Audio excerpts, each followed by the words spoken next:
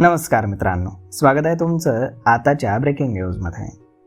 मित्रांनो, भारतामध्ये पेट्रोल डिझेलवरील अवलंबित्व कमी करण्यासाठी केंद्र सरकार सातत्यानं इथेनॉल मिश्रित इंधनाला प्रोत्साहन देत आहे.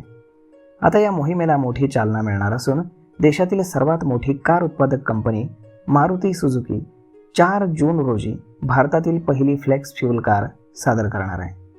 जागतिक पर्यावरण दिनाच्या म्हणजेच 5 जूनच्या पूर्वसंध्येला दिल्लीमधील ताज पॅलेस इथे एक विशेष कार्यक्रम आयोजित करण्यात आला आहे. या कार्यक्रमाला केंद्रीय रस्ते वाहतूक आणि महामार्ग मंत्री नितीन गडकरी आणि केंद्रीय पेट्रोलियम आणि नैसर्गिक वायू मंत्री हरदीप सिंग पुरी हे उपस्थित राहणार आहेत.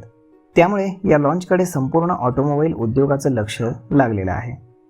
नितीन गडकरी यांनी नागपूर येथे झालेल्या एका कार्यक्रमात मोठा दावा करून सांगितलं होतं की मारुती सुझुकी लवकरच अशी एक कार बाजारामध्ये आणणार आहे जी 100% इथेनॉल इंधनावरती धावू शकेल आणि ही भारतातील ऐतिहासिक पायरी मानली जाते.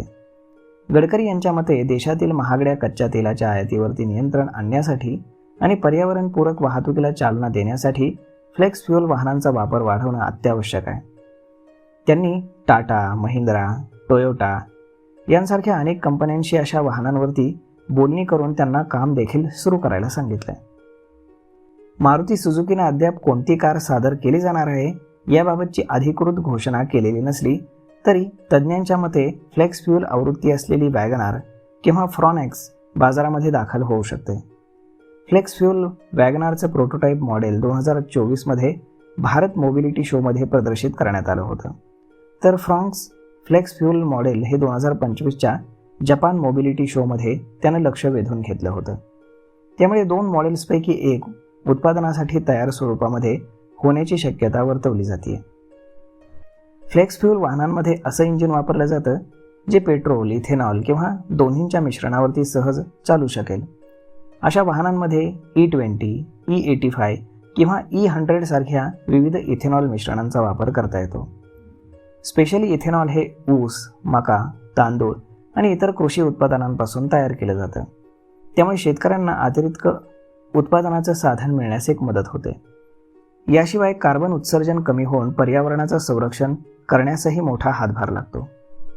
भारत सध्या आपल्या इंधन गरजांपैकी मोठा हिस्सा आयात करतो. त्यामुळे दरवर्षी लाखो कोटी रुपयांचं परकीय चलन हे खर्च होतं. फ्लेक्स फ्यूल वाहनांचा वापर वाढल्यास कच्च्या तेलावरील अवलंबित्व कमी होईल आणि आयात खर्चामध्ये मोठी बचत होऊ शकते. गडकरी यांनी सांगितलं की जैव इंधनाचा वापर वाढल्यास देश जास्त आत्मनिर्भर बनेल आणि प्रदूषण कमी होईल आणि ग्राहकांना स्वस्त इंधनाचा पर्याय उपलब्ध होईल. त्याचबरोबर शेतकऱ्यांच्या उत्पन्नामध्ये देखील वाढ होण्यास मोठी मदत होईल.